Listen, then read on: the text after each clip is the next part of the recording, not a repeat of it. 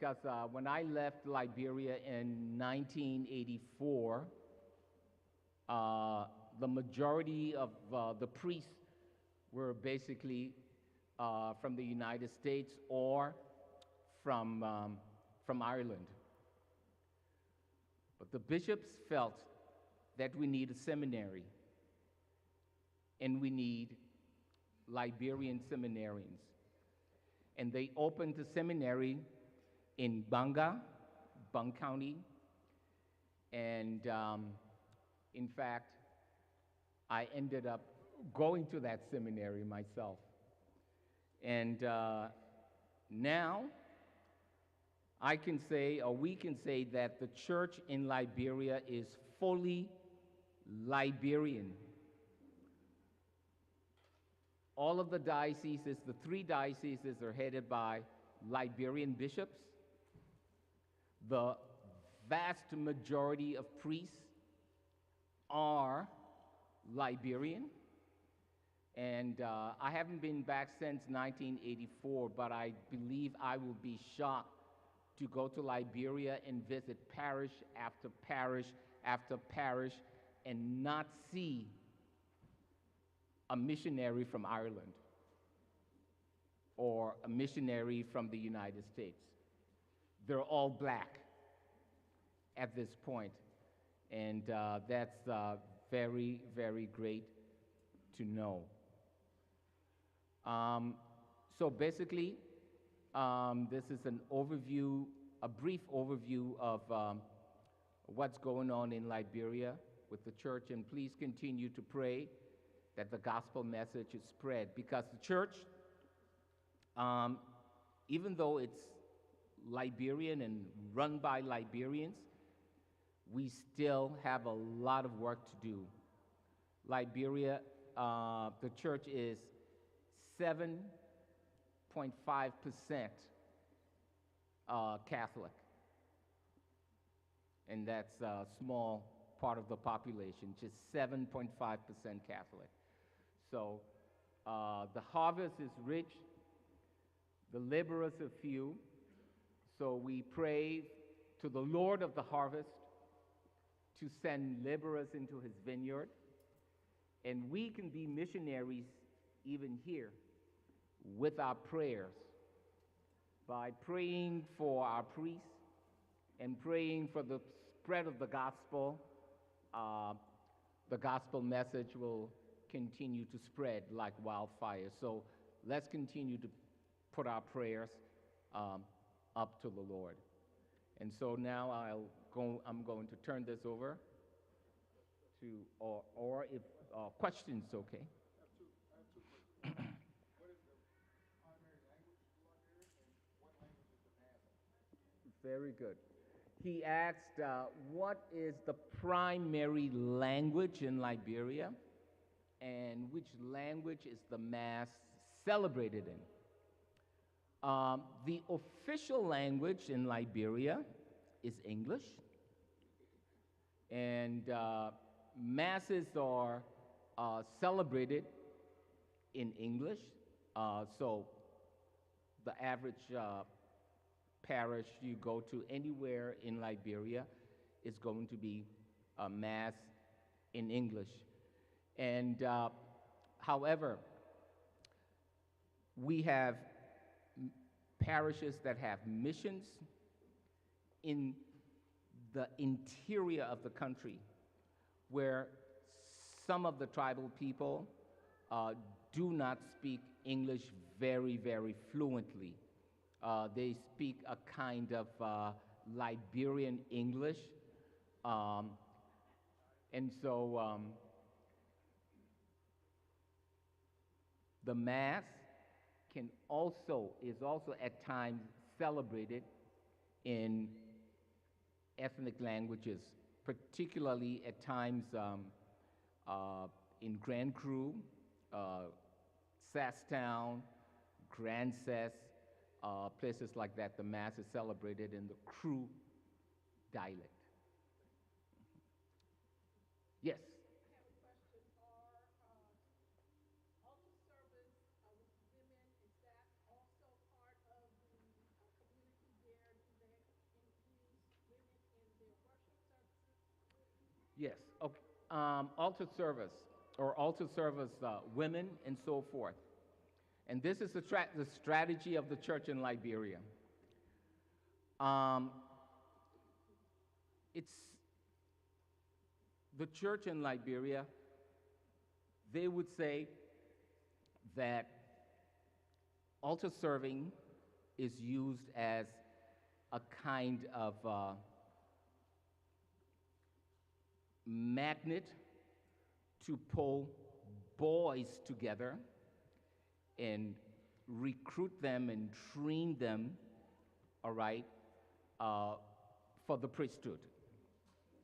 It is through, it is through serving mass, and the boys find a sense of identity and so forth. Now, for the girls, um,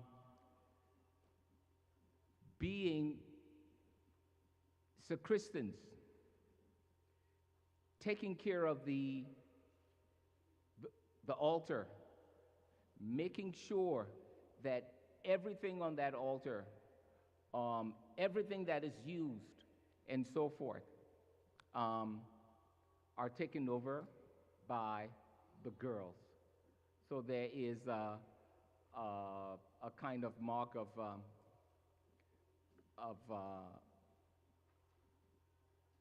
to help the boys, draw them to the priesthood, the girls to the convent. Yes.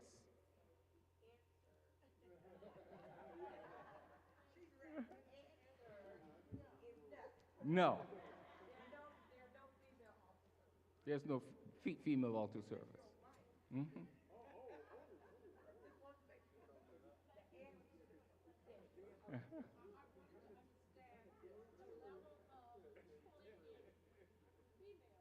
Uh-huh. Yes. When you were mentioning when the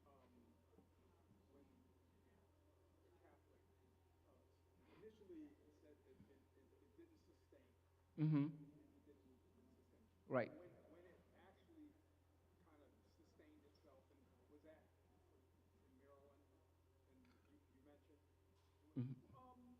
roughly what the time, or roughly what, how long ago, or I don't know if there's an initial date. Yeah. Say Mm-hmm. how long that was?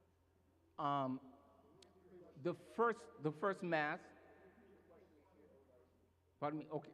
Um, he asked about the timeline chronologically. When did all of this start? Especially um, when the church made a great strides. Yeah. A feel of the timeline. Well, it was in 1936.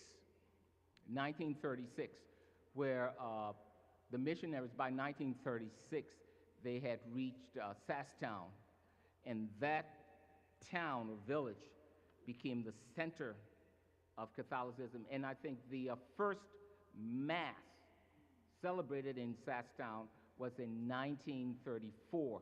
But by 1936, the church was really thriving. Yeah. Yes. The dominant religion in Liberia is Christianity. Liberia is 84%. Most of the people identify as Christians.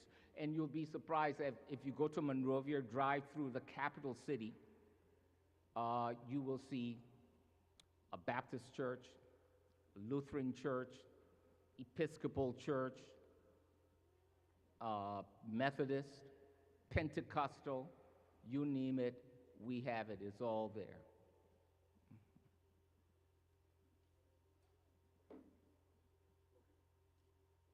Already. Thank you.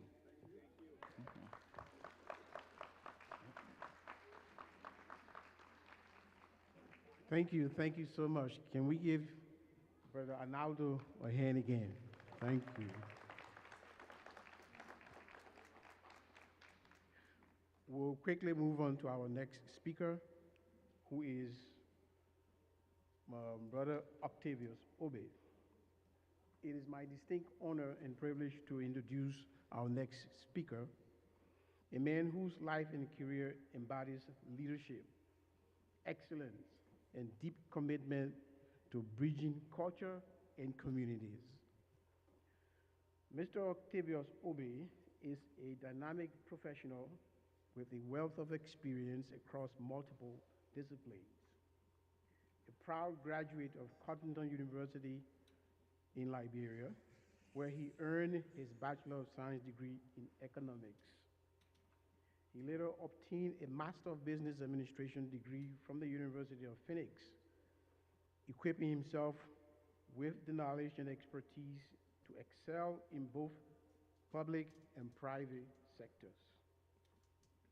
Currently, Mr. Obe serves as the General Manager of Tassindia LLC, a real estate investment firm, and is also a leader in logistics, contributing his skills at Priority One Logistics at Charlotte Douglas Airport. His leadership extends to community service, where he holds the esteemed position of Board Chair of the Liberian Community Association of Greater Charlotte. Beyond his professional endeavors, Mr. Obe is a man of many talents and passion. He is the former captain of Liberia's 4x100 relay team at the 1984 Los Angeles Olympics, demonstrating his discipline and dedication in the world of athletics. His strategic mind is evident in his passion for chess game. He is a member of the United States Chess Federation and the Charlotte Chess Club, with an impressive peak rating of 1710. He served as Director of Training at the Liberian Broadcasting System, where he helped shape the next generation of journalists. Presently, his YouTube channel, Octavius Obe, is dedicated to bridging the gap between the African diaspora and the continent through meaningful conversation, fostering unity and understanding. Above all, Mr. Obe is a devoted husband to Anne, a proud father of 4 children and 3 grandchildren. He's also a man of deep faith who believes in telling his own religious story.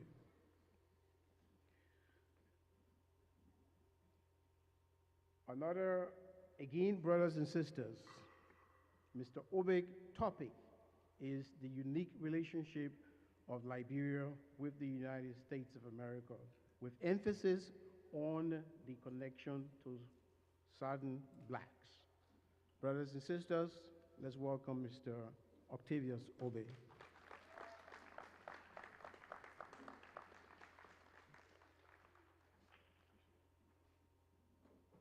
Let the church say amen.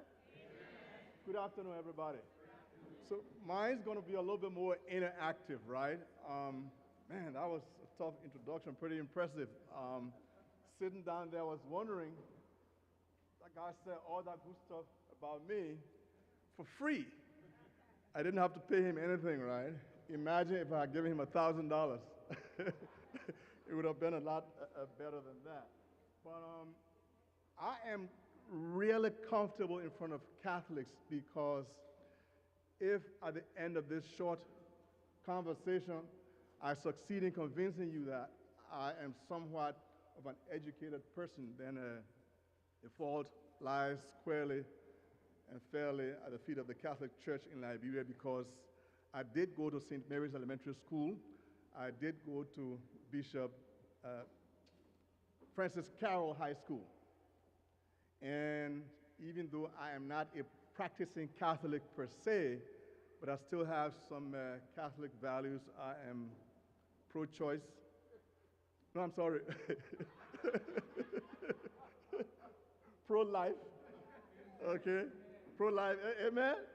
Okay. And anti-death penalty as well. So you cannot be pro-life and then you cannot be pro-life and then be in favor of the death penalty. Okay? But I'm going to drop something quickly before I come to my topic about the unique relationship between Liberia and the United States of America. I heard French being spoken in this church today, and that's the first time I've heard French in any church in the United States of America. And when I come to speak like this, I'm not an historian by training, but I have a passion for history. And I hope my passion will show through as I continue the conversation. When I heard French being spoken, my mind went to Senegal. Most Americans, the national consciousness about the continent was really hit hard when Alex Haley wrote his book, Roots, and in which a free African-American brother was able to trace his roots back to the Gambia. Now, outside the Gambia is where you have Senegal. So during the War of Liberation, the French were fighting against, of course, the local Senegalese people. There was a leader who believed in nonviolence called Sheikh Amadou Bamba.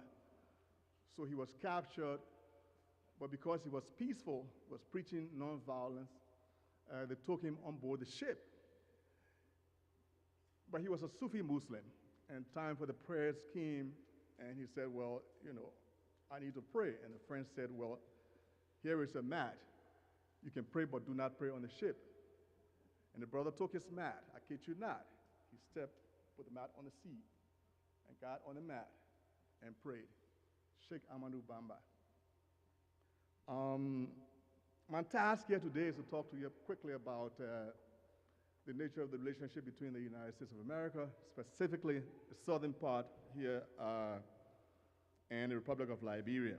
And I'm going to do that by some kind of a quick timeline, talking to you about the important events and, of course, strong individuals who, in my view, build up this relationship. United States of America, Republic of Liberia, the common thread, of course, transatlantic slave trade, right? We all know that. That's how most of us got here. But for some of us, this is actually our second go around. We can condense that quickly to say that Europeans come to the continent, they bring our people here, enslave them for 400 years, and then at the end of slavery, what do? Most people decide to stay, and some looked around and said, no, we can't do this, we have to go back. And that's how Liberia was founded. I'm sure most of you know about that, by way of primarily the American Colonization Society. And so when you are telling history like this in a modern era, you have to throw in some celebrity, right? One of the primary supporters of the American Colonization Society, the key supporter, I should say, and the point is intentional, was a guy named Francis Scott Key, who wrote the national anthem. He was also a lawyer. He took some cases of African Americans and took them to court. But the controversy was whether he was doing this out of a real love for our people, or was he in a dilemma? You know, these people are now free. We cannot subjugate them anymore. We don't want them here. So there are two schools of thought about the forming of Liberia, right? Was it really out of altruism, or was it enlightened self-interest? We can actually collapse the history down now and then say that at that time, plantation slavery has ended, but it's not the total ending of slavery, right? Those of us who are from the continent, we want to think that once plantation slavery ends, people come to Liberia and that's it. But those who are here, and some of you I'm sure also understand that there are different forms. You have peonage, you have Jim Crow laws, frivolous laws are created where people are incarcerated, and then the system continues because these people who are incarcerated are actually leased out to companies to work. So slavery continues, but in another form. right? I'm sure you all know about that. And so the concept of taking people back to Liberia is gaining momentum. But when you bring people from their home country to another country, you're not just bringing human beings, right? You're bringing their language, their culture primarily, right? And what are the elements of culture? You have language, you have religion, and way of life, how you teach people, how you teach the next generation. So these people who are coming, of course, came with their religion as well. And after all these years here, they come to go back to Liberia. They bring Protestantism, Methodism, and the Baptists. My father is actually a descendant of former free people from the United States, and my mother is an indigenous African. So I can objectively speak to the two worlds per se. People actually from Valdosta, Georgia, my last name is Obe. So if you go to Valdosta, Georgia, there was a plantation there where my great-grandfather on my father's side worked. So if you tell me to go back to Africa, you're wrong, baby. Because guess what?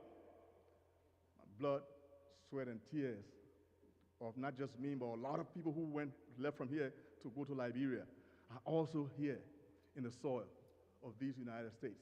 So of all the Africans, we can honestly say that we belong. We belong. So when you bring people to these, away from their home like that, I mentioned language, culture, way of life. Farming and agriculture is very important. When the slaves were brought, when people were brought as slaves, right, those who had plantations needed a means of maintaining them, feeding them. And the expert rice growers in West Africa were the Kisi from Liberia, from Upper Liberia. And those people were brought here specifically for that purpose. And guess where they are now? They are the Geechees in South Carolina. The Gullah, and yeah, okay, so Gullah, I'm glad you brought it. That was my next thing. So the Geechee and the Gullah, so the Gullah people are actually also from Liberia. They are the Gola. So the Kisi and the Geechee, they're Gola and the Gullah. But Gola is really, Gola comes from the word cola. And cola is a fruit, it's a plant on the continent that is used, because it's high in caffeine, you have to have people working. And those people really perfected that crop and they traded with it. So the cola nut was given, the name of the cola nut was given to the name of the tribe. And that particular nut was not just used to infuse slaves with excess amount of caffeine to keep them working much harder and longer, but guess what happened to that crop, that plant later on? Coca-Cola. They took it and marketed it, and it became one of the number one product in the world today. Most of this information, let me give some credit to where it is due, right? And for further reading from here, Dr. Carl Patrick Boris is one of our leading historians. He has a book called Between the Cola Forest and the Salted Sea, A History of the Liberian Peoples Before 1800. And Dr. Boris is a very good friend of mine, so all this that I'm doing is I stand on the shoulder of giants, and I learn a lot from him. Dr. Boris, coincidentally, is actually the Carter G. Woodson Professor. He was the Carter G. Woodson Professor of Journalism at Marshall University in West Virginia. And I bet you, tell me who Carter G. Woodson is. Do you know who Carter G. Woodson is? Carter G. Woodson. Carter G. Woodson is actually considered by many as the father of African American history. Okay, so this thing comes full circle.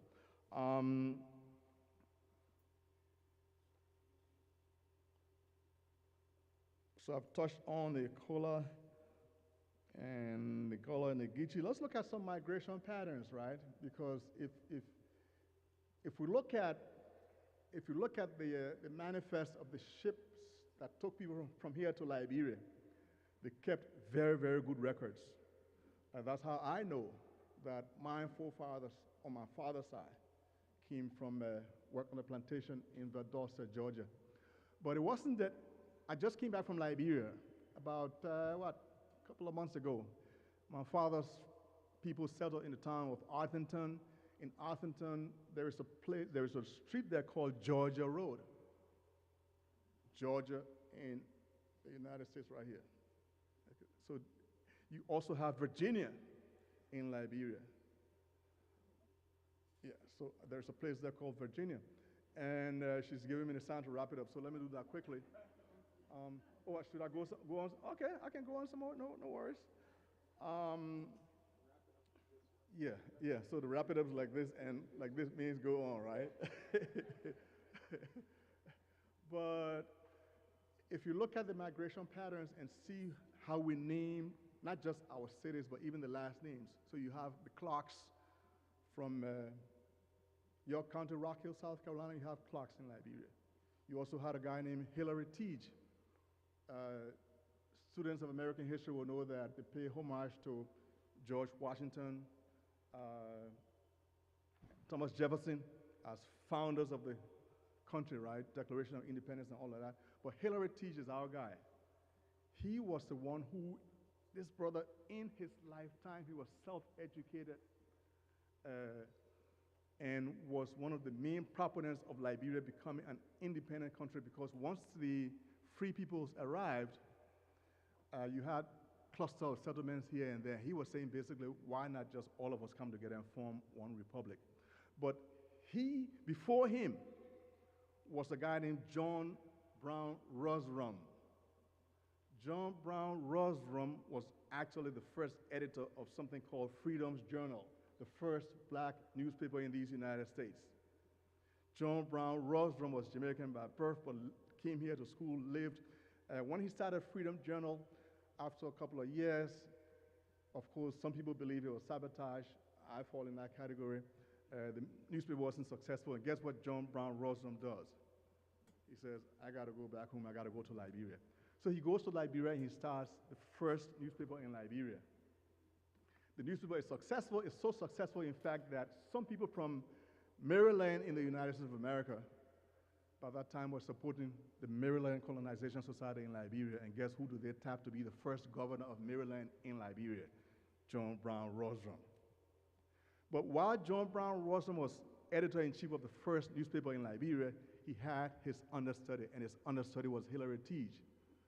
And it was Teague who actually articulated the concept of Pan-Africanism. And this was way before W.E.B. Du Bois. Okay, I know everybody here think about that, but if you look at the timeline, Hillary Teague was preaching Pan-Africanism in Liberia long before Du Bois. Du Bois, I like to pronounce it in the French have the S silent, right? So this is, and then after Hillary Teague, the young man Blyden. Everyone knows about Edward Wilmot Blyden. So that's the connection and between the United States of America, the southern part of the United States, and the Republic of Liberia. Any question?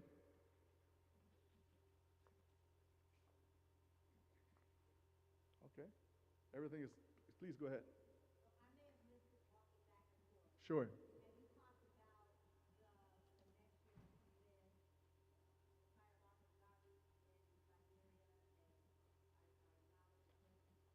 Oh, of course, the Garvey movement was extremely, extremely important. In my generation, we had, I mentioned Dr. Boris earlier. His parents came from Jamaica and went to Liberia. So Marcus Garvey, of course, was who preached the Back to Africa movement. Not only did he preach it, but he put it into practice through the Black Star Lines. Okay, and he tried to establish a foothold in Liberia, but because of political considerations, it was kind of complicated. But let me go to the younger generation and do the big finish. This is the big finish, okay? Big ups to the choir. I really enjoy the music today. One of the things I do, I try to tie music into these conversations to keep it interesting, right? African American musicians who have written songs about Liberia. Of course, we have the great Nina Simone. I went to her hometown of Tryon, North Carolina, up the street a couple of months ago, and I saw the house. I stood by the steps and I touched the building to get my blessing. Okay? Nina Simone was not just a jazz singer, she was an activist, and she was blacklisted and couldn't get work in this country. She went to France. But France, I mean, you had a large community of African Americans, progressives, and then someone said to her, why don't you go to Liberia? According to Nina Simone, when she arrived in Liberia, she felt so free. She stood on top of the table and she penned the song Liberian Calypso. Of course, you all know about the king of pop, Michael Jackson, and his Liberian Girl. But I'm also a jazz head, right? I like a lot of jazz music. And Duke Ellington, Liberia becomes an independent country in 1847. 100 years later, in 1947, to commemorate 100 years of Liberia, guess what does Duke Ellington do? So what does he do? He writes the album Liberian Suite, jazz, celebrating us. And of course, in more recent times, John Amos, Bill Russell, Liberia was always home to all these people. Hugh Masekela, of course, from South Africa. One more question back there, then we'll wrap it up.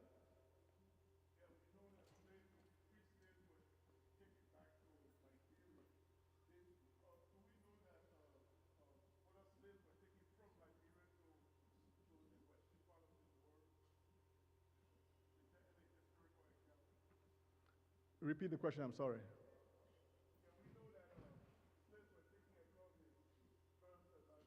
From Liberia to the United States. Oh, okay, on the return. Uh-huh.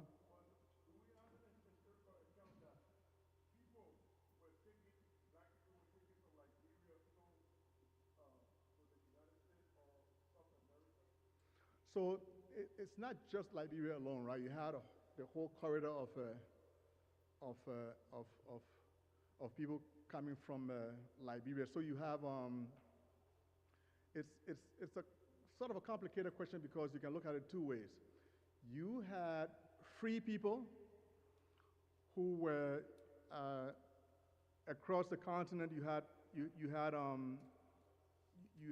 because if you look at it in the context of Liberia now, right? There were free people who did not quite make it over to the United States. There were free people from Liberia, from the West Coast who went to South America, to Central America.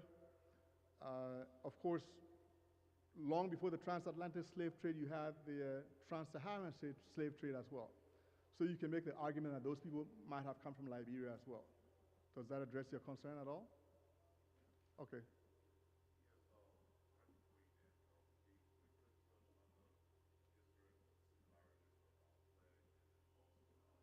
Oh yes, we can talk about symbols in general, right? Of course, yes. So our first president was a guy named Joseph Jenkins Roberts, who I believe coincidentally was also from Virginia as well. And so you have within one generation, you have somebody who came from here, went to Liberia, was able to help to establish the country as well. In terms of the symbol, you see the Liberian flag back there, in that far corner all the way down there near the blue. So it's red and white with blue field, just one star instead of 50 stars, right? Again, the educational system, just beyond the symbols and the flag, the educational system, our educational system is similar to the one here in the United States, elementary school, high school, college. In terms of governance, we have the tri-camera system, legislature, judiciary, and the executive branch. So there are a lot of similarities, not just in terms of the people, but in terms of the ideas and all of that.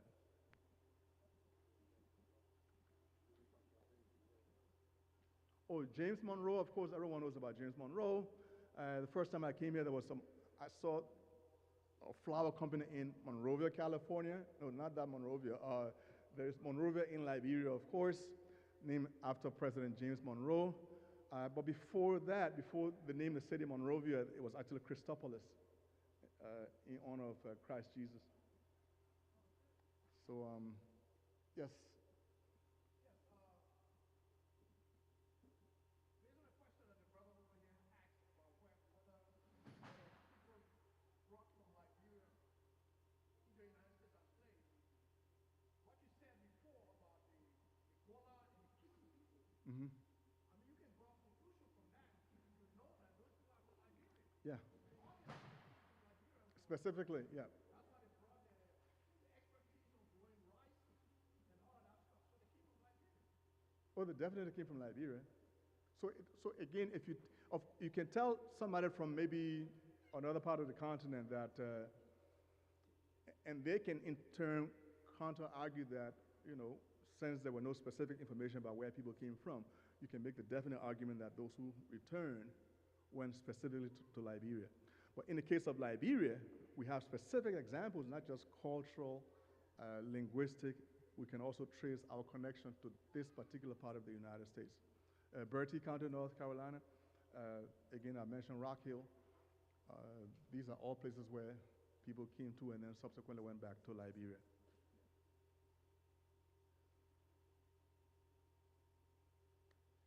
Anything else? I guess that's it. Thank you. Appreciate it. Thank you, Brother Obe. Can we give Brother Obe our hand again, please?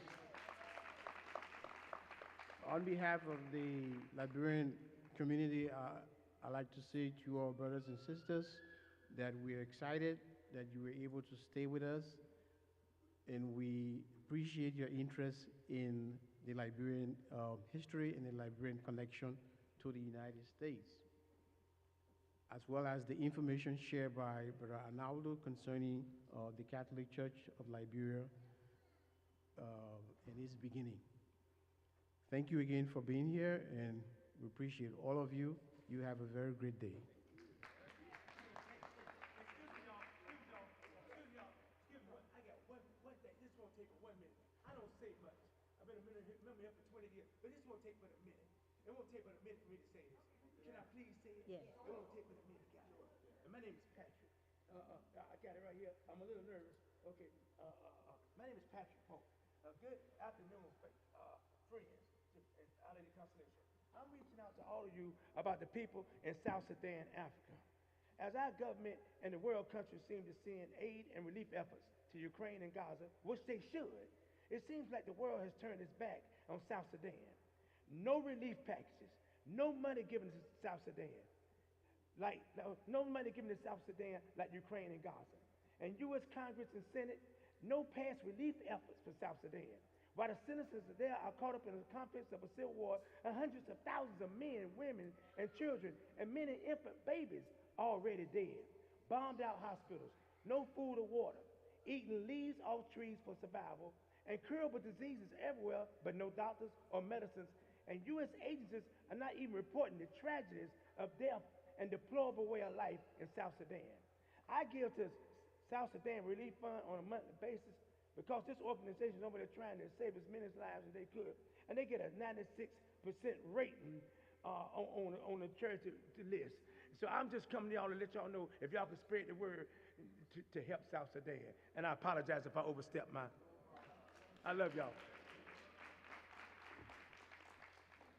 I just want to say thank you. Thank you to my brother Patrick. I knew him before I knew any of you all coming out of the Diocese of Raleigh. But real quickly, this was so important to me today. I'm not sure how many more of these that I will help to curate, but it's important that we do this. And I'm imploring you to think about the importance of this community. I would say to you, there's nowhere else in the Catholic community, in the diocese, that this kind of conversation is happening, that this kind of openness is happening, that a brother can get up and plead for our brothers and sisters and children in South Sudan. So if this community is important to you, because there isn't anymore, and if this one ever closes, there will not be another one opened. Hear me.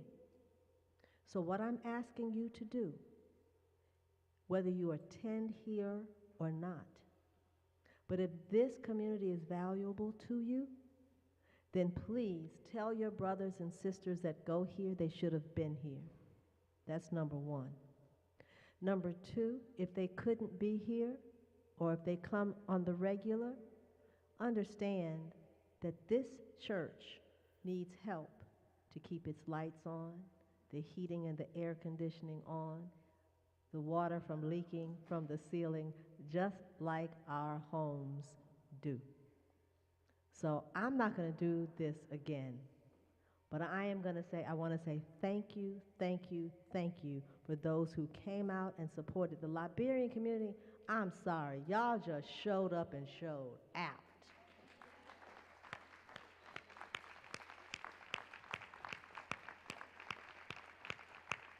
Y'all have set the standard. We want to have these conversations from others. I'm going to ask that the next conversation, I'm putting y'all on lock now. The next conversation should be the African American or Black Catholic community. Y'all need to step up, do your homework, be ready to share from here. You're going to have to do research just like our brothers and sisters did to be here, right? I'm just saying. So thank you so much to our brothers and sisters from the Liberian community, and thanks to all of you who stayed. God bless you.